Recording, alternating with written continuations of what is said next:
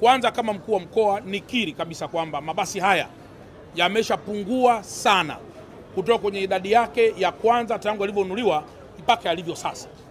Hivi mabasi yanayotoa huduma kwa muda huu, mabasi ya kampuni ya UDAT yanayotoa huduma hayazidi hata 40.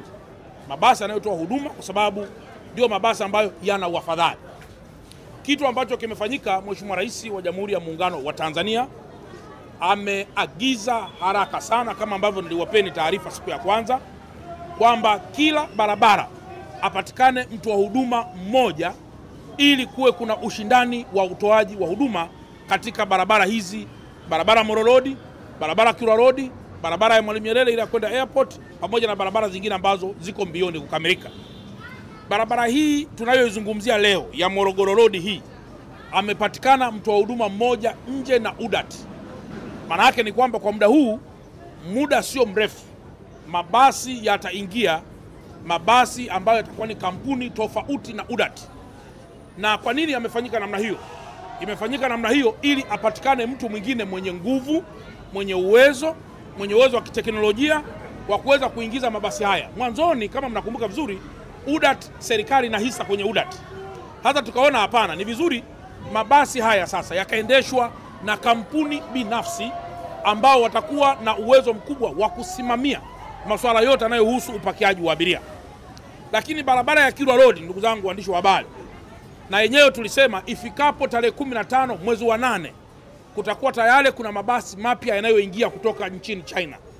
Ninayo furaha pia kuambia kwamba kweli ilipofika tarehe 15 magari yote yalikuwa yako kwenye bandari ya Dar es Salaam.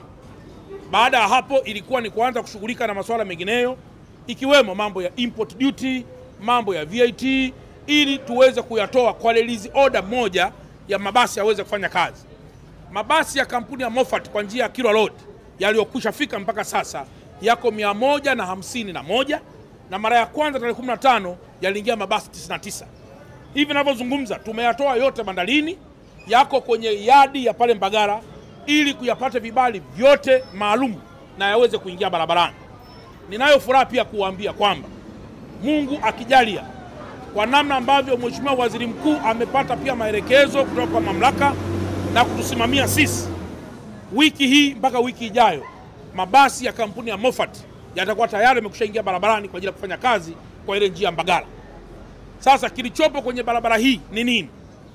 Tulichokiamua kwenye barabara hii mpaka muda huu, kwa kuwa mabasi haya ni machache,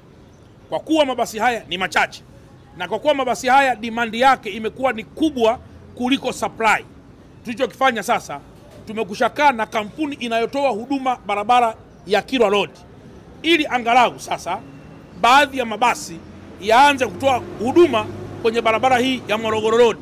Halafu mabasi ya Morogoro Road yatakapokuwa yamefika, mabasi haya ambayo tutakuwa tumeyaomba kutoka kwenye ruti nyingine yataendelea na ruti nyinginezo.